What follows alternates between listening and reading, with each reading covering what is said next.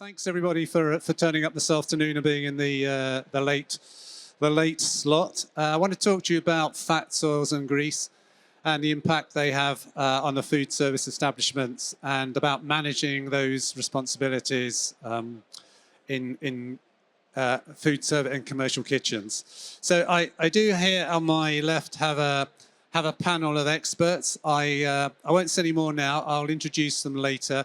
We're going to have a quick presentation, from me, and then we'll have some panel discussions. The panel will take your Q&As or take your questions. They'll give us the answers. So if I can now get the button pusher to work. Right. So what is fog? Hopefully some of you know what fog is. It's fat, oils and grease. And what is the problems caused by fog? Well, they're caused internally to a food service establishment. They can cause blockages. They can cause flooding and property damage. It can be, fog can create a public health nuisance, so that could have an impact on, I guess, your food preparation areas. It can have an impact on your reputation, and obviously it could impact the operations of your business and potentially perhaps result in a temporary closure of business if there's flooding and a public health nuisance being caused. On a wider front, fog will block your drains, well, not just your drains, it will block the public sewers as well, which is the responsibility of the water companies. And blockage of public sewers can lead to flooding, it can lead to discharges to watercourses. You've probably heard about a lot of those recently. It can lead to pollution and damage to the environment and to places where, kids like to play or people like to walk. So, it's not a good thing. So, a particular issue for food service establishments, because obviously there can be a lot of fat, oils and grease potentially used in the kitchen and potentially discharged from the kitchen. So just to give you some context, as it says there, there's about, from the evidence I got, there's about 3,600 food service establishments in the UK. You guys, it's your sector, you may know better than that. And research carried out a few years ago suggested that less than 20% of those establishments have proper fog management or fog capture equipment installed in their kitchens. And another point is that there's over 300,000 sewer blockages in the UK each year. And the cost of cleaning those blockages amounts to over 200 million per annum. So that cost is obviously borne by the water companies, but that then flows through to our bills, our water bills, that all businesses and household customers pay at the end of the day. And that cost is also for cleaning up properties ruined by flooding from blocked sewers. So moving on, the aim of ourselves here today was to reduce the impact of fog on sewers. So a number of years ago we set up something called the Fogwise Alliance, and there's some of the illustrious members of that alliance here today. So we set this alliance up with the aim of promoting efficient use of the resources, so not discharging fog to sewers, so actually recovering that fog and treating it and getting it to be part of the bioeconomy, but also obviously of trying to avoid fog being flushed down the public sewers. So we set up that Fogwise Alliance, so that you can see the members of it there. I won't read them all out. I say some are represented here today. I say our focus was on food service establishment kitchens. So I think I've covered that there. So we developed this new document. You may have been aware of a previous guidance document produced by British Water on fog, and there's a whole host of documents produced by obviously the equipment manufacturers. And we felt a couple of years ago that this could all be a bit confusing and sometimes it was contradictory. there was a lack of consistency. And obviously a manufacturer has a product, they're trying to push that product. So we decided that there ought to be an independent and authoritative definitive guide for kitchen owners and operators, for designers, for installers, for maintenance contractors, for suppliers, for you name it. A guide that would be that would cover, if you like, the whole FOG journey, what it is, what the law is, what's the equipment you should use for different circumstances, what best practices, what training for staff is needed, and how to reuse that FOG and how it can be used in the bioeconomy or circular economy. And that document I've been working on for over a couple of years now. That document is actually being launched today at this show. Here is a definitive copy of it. There are a precious few lying around, not many. It is available online on the Food Service Equipment FEA website, and I think the Southern Water website as well. So with that, I'm about to close. We can go on to a panel session, and I'll take questions and any questions, and we'll answer them with this illustrious group here. So thanks for that. So any questions, anyone?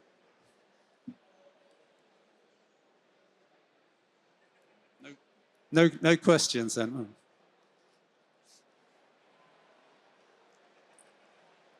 Well, as you're not going to be playing ball, I'll ask you a question. Has anybody had to deal with FOG or been impacted by FOG? Any volunteers going to admit they've had an issue with FOG? No? Yep. No. Okay, well, while you think about that question, I'll ask the panel here to introduce themselves. So going from the left-hand side. Good afternoon, everybody. My name's Julian Edwards. I'm the chair of the FCSI, which is the UK and Irish part of the Food Service Consultant Society International. I'm a catering consultant. I spend a lot of time helping organisations set up their operations, and I also get involved with design and planning of kitchens and restaurants. I'll answer your question. FOG is about a weekly occurrence. I look after currently about 85 estates across the UK and Ireland, and it's for every 3 visits, one of those is to do with drains and about oil management and stuff that gets down to where it's really hard to clean. So that's me. Hi everybody, Keith Warren, Chief Executive of the Food Service Equipment Association. So amongst our membership of 190 members, we have a very influential group, which are those that are responsible for fat, oils and grease equipment that manages FOG, and also food waste equipment. And the two are starting to merge together because FOG is considered food waste. And we do a lot of work in the policy area representing the issues that the hospitality industry faces in light of the relevant legislation and regulation that may be coming along, in order that we can try and assist operators meet their requirements. And our involvement within the group really started with Philip Dunn MP and his private members bill, which kicked it all off by saying that food service establishments should be prevented from discharging any fats, oils and grease to sewer. And that started our journey on this as a continuation of the work we've done previously with the FOG Forum. Phil, thank you. Hi everyone, I'm Andrew Crook. I'm president of the National Federation of Fish Fryers. I've also got a fish and chip shop myself, and I'm on a parade of other takeaways. So when I've had problems with my drains, I've actually caught the other takeaways pouring oil down the drain, so I always presumed it was them causing the problem. I had a GRU fitted in my site, and I suddenly realised that I was definitely contributing, so I'm getting about that deep every day with oil just off the washing up. So that's when I got more alerted to it. I think it was a visit from Steve and a colleague that switches on to our responsibilities as operators, and we just want to get the right information out to operators, because many are just buying a box off eBay to try and solve it and not getting the right advice. So if we can get the information out to people, we can make the right choices. And finally, hi, I'm Steve Williams. I'm the Network Protection Manager for Southern Water. And the network I manage is the sewer network. It's all underground, and sewers start off at probably about that big, so they're really easy to block. The 4 inches or 100 millimetres. And we've been working for 10 years or so in Southern Water to get this message out there about the number of blockages we have. We've successfully reduced our annual blockage numbers from around 24,000 down to about 18,000 at the moment, which is really positive because the food service and hospitality sectors represented to my right are all picking up on this message, and we're all working together to produce this document that gives the best practice guidance for working in that area to prevent blockages.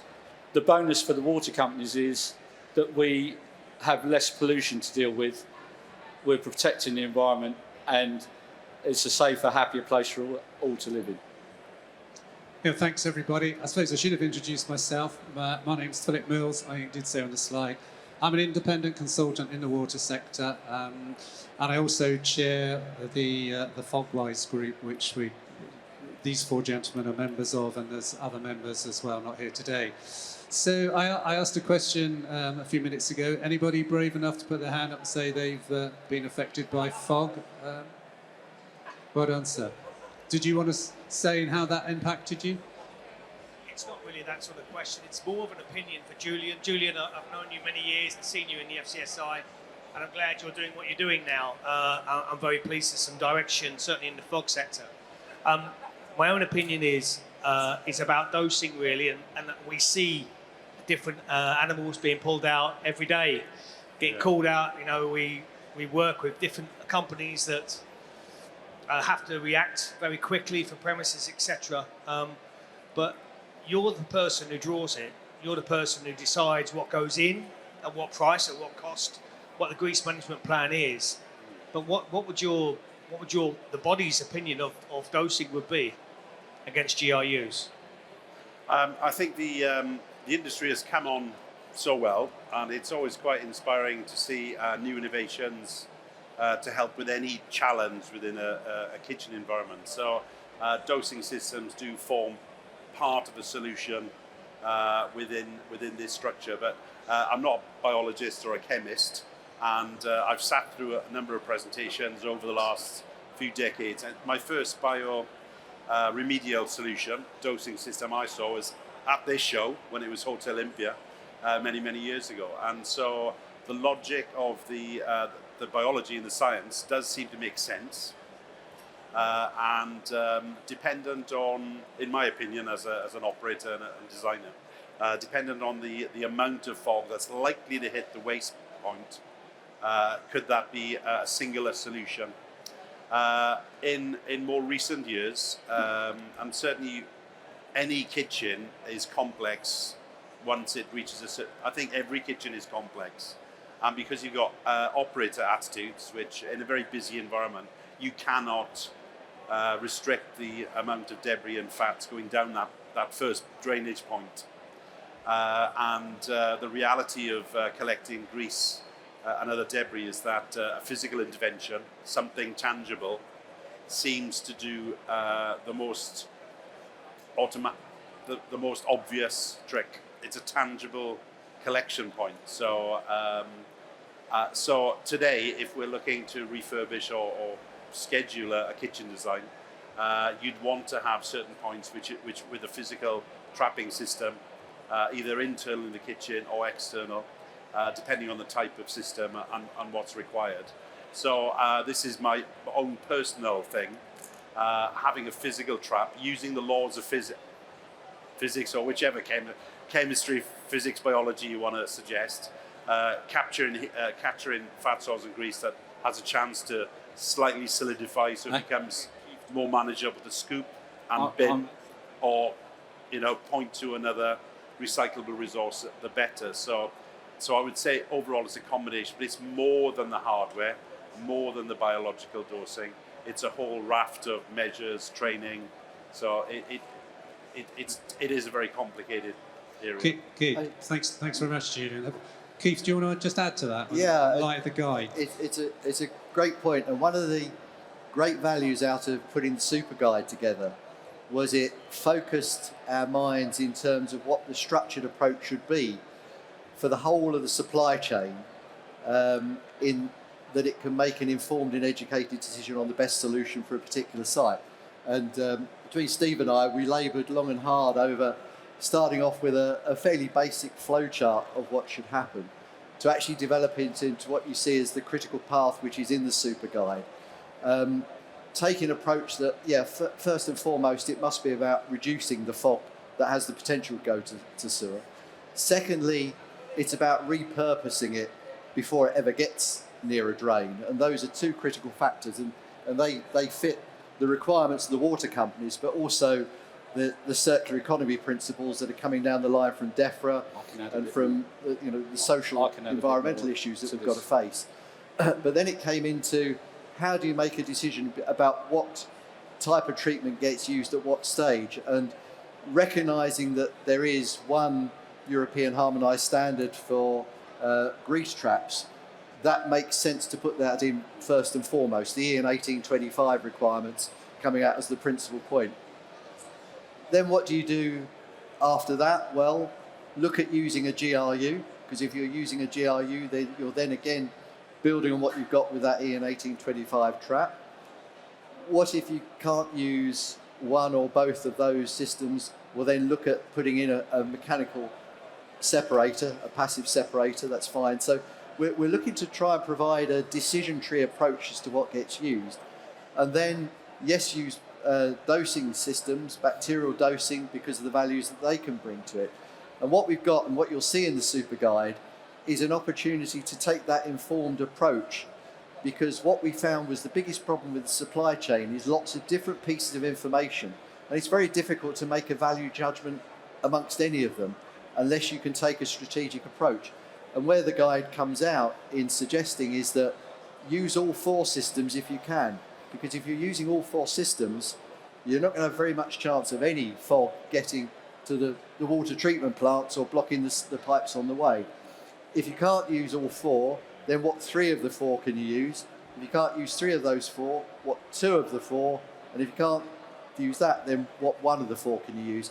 Because, and this is really what we're using to lobby DEFRA and the Environment Agency with, to say we've done a lot of the groundwork on this that can help achieve what's in the Environment Act, and the Environment Act got drafted to incorporate what was in Philip Dunn's requirement that food service establishments shouldn't discharge any fog.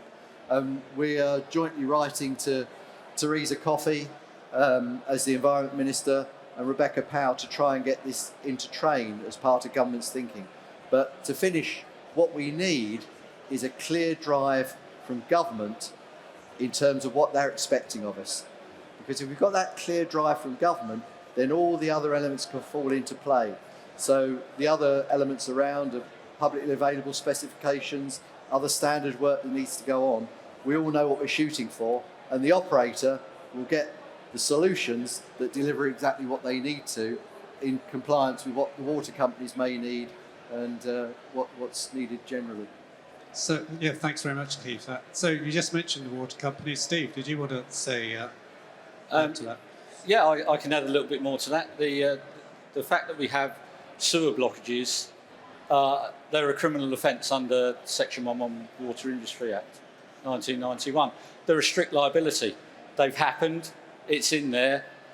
Is there a defence to it? No, there isn't. That's where the legislation stops in terms of the criminal activity in the sewer. We can prosecute for that. Where there is no legislation is above ground, as Keith's alluding to, and a direction we need to push in. So there is no grease management system that is off the board. So if the best one for you is dosing, and it's been properly worked out, analysed, can be used either as a secondary to physical capture. There is a position statement already written that says the water companies would prefer removal of fog at source rather than treatment at the point of or after discharge. But that's just a preference, it's not legal. I've said this in many presentations previously. If you could train 36 cats to sit either side of the gully and lick the fat oil and grease off, that would be grease management in the UK. So from a water company point of view, in protecting yourself from any prosecution under Section 111. Notwithstanding what's been said already, use whatever you can until there is legislation that dictates otherwise. Thanks, Steve. So, Andrew, do you have many cats lurking outside your chip shops? No, not many. So, but no, as an operator, I don't think we didn't have the advice. People aren't aware of the responsibilities that they've got. So I think this guide will go some of the way to give them that information. Not every shop can afford a GIU. That's another issue as well. So it's okay, the water company's coming to prosecute people, but not every shop, especially what's going on at the moment, can afford to spend a couple of £1,000 plus on a GIU. So, there's going to be a bit of common sense involved as well. But, the industry wants to do the right thing. Every operator I speak to wants to do the right thing. So hopefully, with the information in the guide, we can give them the help, the advice, and working with the water companies as well. I know you come in and you're trying the softly approach first. And well, we'd rather engage with you and understand what your problems are at the same time of you understanding what our problems are. We're trying to protect the environment. We're trying to stop discharges into the rivers and seas that are so highly publicised at the moment. So we want you to work with us. We'll give you as much of the information as we can, and this is in one place at the moment for you to look at. And as Keith said, we've stressed and strained over giving the right information in an impartial way without referencing any one particular solution. So it's all in here to look at, and it's segregated into the different administrations as well. So Scottish, Northern Ireland and Wales regulation are also covered in here. So if it is that best practice guide, it's not you must or you will or this is you can't use this. What it is here's all the information for you to make the best judged decision you can in order to protect your own drains, protect the public sewers and protect the environment. Okay, thanks, guys. We can't hear you, sorry. Have all the water companies agreed on this, Steve? Yes, and there are a number of them over here. We've got 6 water companies here today, and they're all behind this. We're all here to promote this. This is the water companies standing together to give a consistent message across the UK. If I may, I think it's worth adding, Phil, that what's genuinely the case with the document and all the work that's gone onto it, there is no commercial driver behind it. No. We deliberately said at the outset that it would not be a chargeable product because we want all of the supply chain to be part of it. And it's actually a very disparate group that have come together to produce this without that angle. And we collated what was all the best practice that was being given by the commercial sectors, whether it's from the water companies, ourselves as equipment manufacturers, there was operator guidance out there. We took all of that, and what Phil did a fantastic job of doing was collating that together. We took PDFs, put it all together, grouped it, and made sure that nothing was excluded, but all opportunities were included, so that it was as representative as possible of what the advice was that was around. But we condensed it and produced it in one centralised document, and I think added to it in terms of that structured approach to the decision making as well. Yeah, thanks, Steve. I think it was actually Keith that I think pulled together all the disparate different documents that, and then tried to sort out where the duplications or the contradictions were, that sort of thing. But just to add to that, the document, you may have seen it before, had a different cover. It actually went out for consultation in, I think, October, November time for like a couple of months sort of thing, and there was. Obviously, we received comments back, and there's some few changes. But there was about 20 responses we had from people in the sector, and I think 90% of those comments have been taken on board and incorporated in this guide that you see today. So, any sort of questions from? Yes, sorry, one at the back. One at the back. Sorry.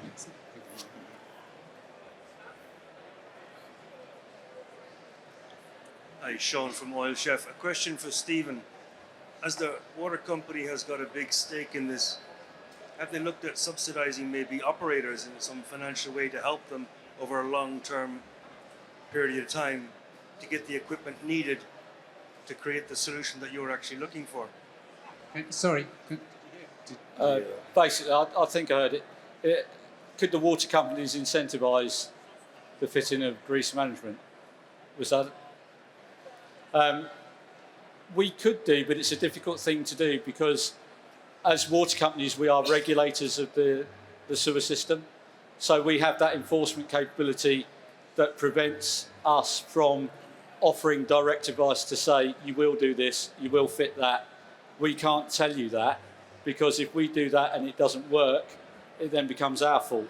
So the incentive has got to come from the other side, from the grease management manufacturers and equipment suppliers, simply because we can't tell you what to put in or authorise what you put in case it doesn't work. We've got an idea of how that should work, and there are several schemes out there that work differently in different parts of the world where you get front-loaded for your wastewater charges, but if you fit grease management, that's rolled back, like the Irish water model or Sydney Water in Australia use that. We haven't got to that point yet, and this is where we're hoping to move with legislation that will incentivise that later on. Does that help? Okay, any other questions before I ask a question? Hi guys, thanks for that. Yeah, I'm wanting to understand because things like, so the water industry faces a problem at the moment when it comes to pipe maintenance and predicting failure of pipes. And I think the data science has been used effectively to overcome that issue, or at least start to combat it. Have you started putting together a data science-led approach to this problem at any area of the grease journey, for want of a better term? Running over and above that, certainly Southern Water, and I know other water companies are doing the same, we are in the process of fitting 22,000 sewer level monitors in hotspot areas. So we're going to get advance warning of where there is that build-up, which can not only be fat oil and grease, but the other unflushable things like wet wipes, makeup wipes, all that sort of thing, single-use plastics, as we've had mobile telephones, shoes, cutlery, all that sort of thing happens. So yeah, we're using technology to move forward, and hopefully that's going to be beneficial when we're dealing with this, with the above ground work that's been done by these guys to my right, and the work we're doing in the sewers. The plan is that we will get there very quickly. I think, if I may, Phil, just to add to that, I think that engineers are the world's problem solvers. And in this industry, we've got mechanical engineers and chemical engineers who are looking to solve the problems and have got the solutions. And the industry has got solutions to problems. The key driver of all of this work has to be around what is expected of that operational site in terms of what it needs to comply with. And this is where there's a mismatch in the guidance from, as far as the regulation is concerned, to know what we're actually shooting for. What are we looking to achieve? Because once we know that, then all of the various equipment and the technologies can come together to start to measure themselves against that objective of what's looking to be achieved. That's the critical factor, and that's why, as an evolution of this work, we're lobbying government very hard so we get legislation and regulation that's relevant, that we all know we're looking to achieve. That's the critical factor, because that will enable the operator to invest once, but invest correctly in the solution that's right for their particular site based on what their parameters are. It will enable the designers, the consultants, to specify the kitchen will achieve that objective. That the dealer or the reseller of the equipment will know what equipment to sell into that site to achieve those objectives. And the manufacturer can provide the objectivity and the efficacy of their product in managing fog out of the sewer. That then achieves Steve's objectives, it achieves the country's circular economy objectives, and everybody knows what they're dealing with. Part of the challenge we faced in putting together this document was there's no one fixed point of what we're looking to achieve. What does good look like for the operator? And that's what's critically important. So this whole legislative framework, which is, the letters are in with government at the moment, calling for meetings with the ministers who can actually be prescriptive about what we're looking to achieve. And that will then drop out the standards against which the equipment can be judged. And that will improve the level of the game.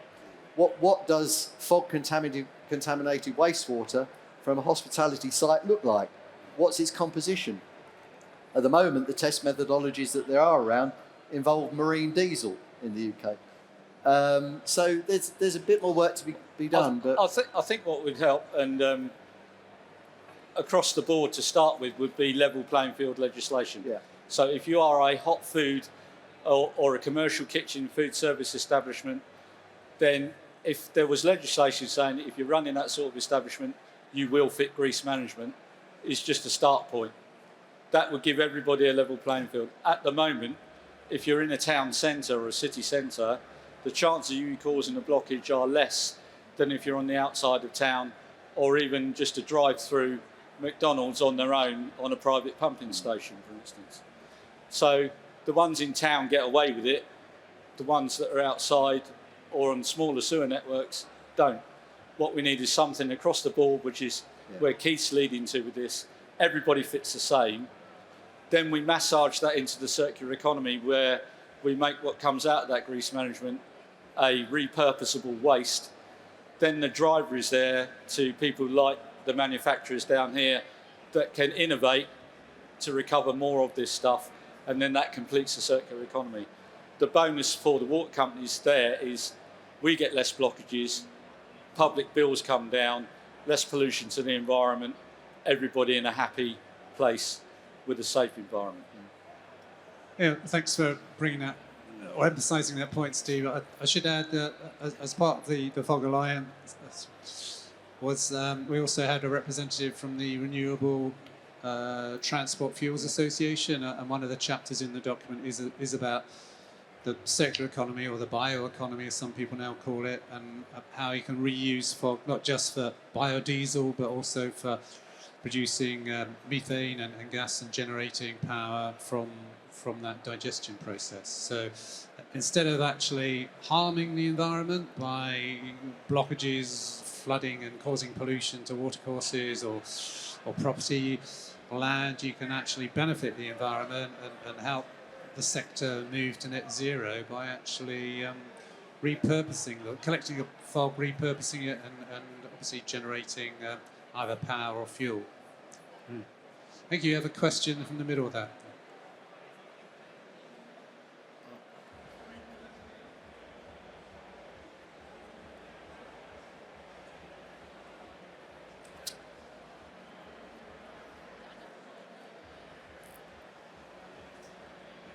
Hello? Oh, got it. Yeah, just a quick one. I'm interested in this the circular economy. I just wanted to know a little bit more about where we are with that, and realistically where we'll be in a number of years to come. Well, in relation to fog, if we don't believe carbon is the currency of now, carbon is the currency of the future. So everything's carbon related. That's certainly the driver. And to get to net zero carbon by 2050, in food service, we're only 3 kitchens away from that. In fact, less than 3 kitchens away if you take the average life of a commercial kitchen being 10 years. A huge amount's got to happen very quickly. So what drops out of that is the accountability of every business in a supply chain to be able to help reduce the carbon for the operator. Now, for the operator, if they're repurposing and collecting their oil before it ever gets to the sewer, then there's a credit to be had for that, because there'll be somebody else who's taking that off the market and repurposing it and reusing it somewhere else. Where we heard, whether it's for renewable fuels, for transport, or whatever other route we may go down. This is, I think, then where the circular economy comes into what does go down the sewer, what does get used by the water companies, and where they fit, because there's a cost of processing that water. So reducing the burden on the water companies is, again, part of that overall process. So this is the way in which the whole of the 17 Sustainable Development Goals that the IPCC have prescribed, and of those 17, 11 of them directly relate to food service. And this is where we've all got a part to play in it. So every business in food service has got a part to play in reducing the carbon footprint of what it does. And that's where this is a fundamental part. And this is where we quite firmly believe that the work that's going on here with fog and also in food waste has got a substantive part to play in helping and advising government to get better regulation to help it achieve its objectives. But carbon's the currency of the future. Any business that doesn't embrace it won't be here in 15 years' time, may not be here in 10 years' time, because you won't be on the agenda, you won't be on the buying list of a supplier. Yeah, well, just to add to that, we've just had our Fish and Chip Awards, and every category had an environmental question. We had an environmental category as well, because we've got to lead the industry that way. We did some Zoom rounds, we asked them about grease management in there, just to get them thinking about it. We didn't really score it heavily this year, but that'll increase year on year. And it's all about leading the industry towards that, because as Keith says, if you don't start thinking about these things, we won't be in business. You know, it's going to be, you just won't be profitable if you don't manage your waste. So it's all part of it. Steve, Julian. There is a bit of a downside to grease management in individual food service establishments in the logistics of collecting that small amount week on week, month on month, day on day, whatever it takes. So that's going to be a negative. However, if we're innovating and moving forward and producing better equipment that takes more out, and we can, I was talking to somebody today about collection hubs, and your waste recycling centres are all supported by your local councils and county councils. There should be a way to build that into that collection system, that you get a positive carbon credit for delivering that, collecting it from the sewer or connecting it before it goes to sewer and depositing it at a hub where it can be repurposed later on. That should give you a carbon credit moving forward. If we don't work in the way we are at the moment, collaboratively pushing that forward, getting a level playing field legislation, we can't manage that. We can't create it. It's a world to be created, and there is a value there to be retained and used. I think we've just started a new project, which is an A to Z waste strategy. So we've got a selection of restaurants, and so I'm asking, question number one is, what waste is the kitchen producing? And I've broken these down. So the ideal, and if you look at RAP guidelines, very useful tool. You've got your preparation waste. We think of composting, and if you're that way inclined, if you're La Manoir, you will have a compost heap. So you've got an automatic route for that waste. You've got plate waste coming back from a restaurant, which is slightly contaminated waste. So you've got a combination there. Then you've got cooking waste. So when you're roasting your chickens, think about outside of a deep fryer type activity. So you've got an amount of waste there. So a lot of oils and greases collected at that point. So I've categorized that as a brown waste or yellow waste. Yellow waste. Brown waste. This is just me making this up as usual.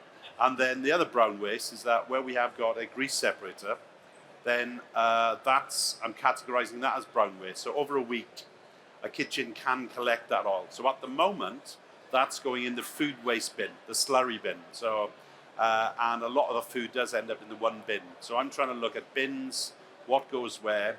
So as long as I've been a chef, I'm back in Wales now, in Brecon Beacons, PGL camps, one of my second management job. There was 3 chefs with 3 restaurants in a chain. And this chap, Raimondo, he had a little business on the side where he'd collect the deep fryer oil, and he'd get 20 quid a month off some bloke who sold it to some makeup company. So that's as long as I've been chefing, there's been a commercial value for traditional deep frying oil. So that's perhaps the easiest one, and it's an established business. But at the moment, I'm setting this waste strategy up, and so the response back from operators, so this brown oil then, we've not got that collection point yet. And I think that's alluded to within the discussions that have come about. Ideally, if that can then form part of this recycle and repurpose thing. But I mean, whilst the mic hasn't been switched off yet, when I first learned about the Fogwise group and the book coming out, and we've seen drafts going on for several months now, my excitement about that because I love a good project, is the fact that as an operator, I can look at that and it's got everything in there. So, and that's the first for me, I think, because we're involved in design and planning, refurbishments, premises management.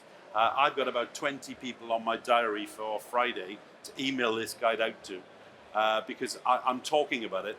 But the crucial thing is that these fine gentlemen have collated a great document, and it's going to become a go-to document for me to share with people. And it's knowledge, and it's a good argument about what systems work. I've got a good idea now. If I'm looking at it, I know exactly what I need to do now. And the principle is to stop it at source. There shouldn't be any fats, oils and greases going down a drain point. But a lot of it is unavoidable. And the big things that crop up is the amount of plate waste, which does have residual oil. And this is what adds up. So in a test school where the caterers were complaining about paying Steve's unblocking the drain service at a few £1,000 a year, the test was to put some hardware into a kitchen and get the chef to clean this out once every 2 months. So he's seeing lifting that lid up on a quiet day, not when there's food preparation going on. It's a hygiene issue. Odor is a hygiene issue. When that opportunity comes up as part of the kitchen cleaning, the chef and the team can see what's in there. And then you can have that dialogue in the kitchen saying, well, the more we do when we're prepping, or the less we do, the less of a burden that cleaning out this steel drum full of slurry is. So this book is going to be, it's close to a game changer comment really, because I'm not the fountain of all information, but I've now got a document I can ping off to anyone and everybody. So this is to be in food service terms, because we can't all know everything. This is a really major milestone in terms of an information resource. So well done, Philip and the team for this. Thanks very much, Julian. So probably okay. So we understand what the document means to you. But Andrew, do you want to add anything? You're as an owner and operator. Yeah, well, it's just going to be a useful source for. Obviously, I get members phoning me up looking for advice. They get water companies turning up and they don't know what to do. They're panicking a little bit. At least we've got something now that tangible that we can give them, and it's all the answers are in there. Obviously, it'll be revised over time because it's going to evolve, isn't it? The technology will change over time as well. But at least we've got something now that we can hand out to members and email it out, and it gives them the answers that they need. Brilliant. I forgot to mention you're president, aren't you? The Association of Fish Fryers, or was it chairman? No, old-fashioned president. So, old-fashioned president. So, brilliant. And any other questions from the audience? Okay. Sorry,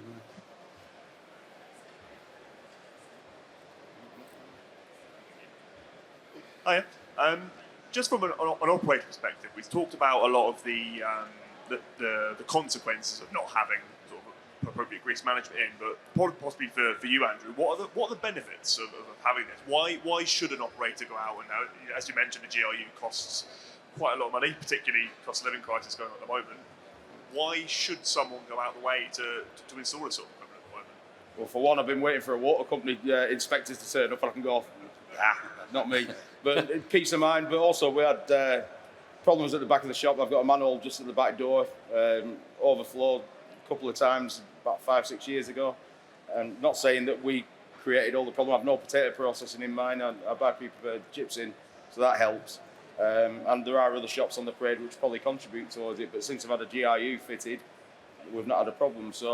And it's not a very nice thing to deal with, especially when it's just outside the back door of the shop. If it's a summer, you get all the smells. It does travel through the shop. So the drains being clearer, it does make a big difference. So for me, one, obviously because of what I do, I've got to demonstrate to my members that I'm doing the best I can, complying with the law. But two, it's peace of mind for my business as well, because I've not got that risk of a smelly drain, and managers phone me up saying they're paddling in water when they go out the back door. So. Sorry, I was just going to say the thought of I've learned a lot about the water regulation legislation. I've learned lots in the last couple of years, but I'd be totally selfish. I don't want the drains to be blocked in my restaurant. I've seen what happens when they do block and they cause spillage. An environmental health officer can really have a go at a caterer if there's a bad odour. That is contamination. it can lose custom, various things. But it's only until about 3 or 4 years ago the seriousness and the extent of this problem has come to my mind. Quite selfish. I just want this kitchen to be running to its optimum performance. But there is more to it. And again, back to the guide, where it does track, the journey from the drain through to the plant and sewage treatment and all that. It's underground. It's not something in the mind's eye of caterers. So I have an awful time talking to caterers. I come across very boring because my life is boring because I'm on that, health and safety. I'm not. I'm a creative chef, honestly. But I spend 80% of my time doing this. So it'll pay dividends for each reason. Environment, doing the right thing, looking after your kitchen and premises, looking after the future of the planet, etc. But I think it's a great subject, and I like your reference there to carbon and the net. It is a big contributory factor to that, and it certainly formed part of our energy tips guide we produced this year, all about switching the light off and this stuff. And there's a big section on there. Keep your drains clear, because it is £2,000 a pop for the boys to come out and dig your drain up. It's a great industry to be in. Man, van, bit of a thing. I'll come back to you on that. Is that clarified it? If not, then as a friendly water company willing to come around and visit and give you a bit of advice. What we can do before that, of course, is give you all this information. It is a free document. We designed it that way. We didn't want anybody to have to pay to have this information. And if you come and see us, we're on stand H911. There's a QR code there that will take you straight to that document. You download it immediately. So I've got the QR code on my phone. If people want that before they go, grab hold of me. If not, H911 and the QR code's on the wall. You can take it away with you today. Is 911 deliberate? It's the emergency call number in the US. Completely coincidental, I'd like to point out. Phil, if I may, Jocelyn's got a box of 20 copies. If anybody wants a copy, please do go and pick one up off Jocelyn. And what I should say, or would like to say, is anybody can host the document on their own website. So companies anywhere, or use it as a reference. Just take the document and use it. Perhaps give Phil your business card, and we'll keep you updated as and when we publish revisions. Because the other element of the guide, it's got to be a living document that keeps pace with the changes that go on. And we welcome more collaborative feedback and input. So please feel free to be a stakeholder in the group to help us evolve it and change it and make it better. The great advantage of a PDF, it's very quick and easy to change it and update it. And we are expecting some changes in legislation later this year, aren't we, on the food waste, which is referenced in there. But would have to be updated at some point. Yes, it will. Yeah, we'll keep it live with the developments as we pick them up, certainly through the FEA and through the other associations and federations and companies, because we want this to be a truly collaborative document that underpins what goes on within hospitality. It's as simple as that. And I think the copies over there, they have got January written on the cover, but it's actually the March edition. We didn't get around to changing that, but on the website it is the March edition. What you've got is the same version as the latest version on the website. Any final question? I think we have to close, don't we? Is it a wrap or one more question?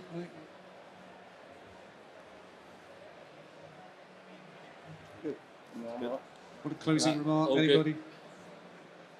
No, thanks everybody for listening. We felt it was an important topic. We're inclusive, not exclusive. Pick up your copy, and if nothing else, let us know what you think. Thank you very much. Thanks a lot. Thank you, everyone, and thanks for staying.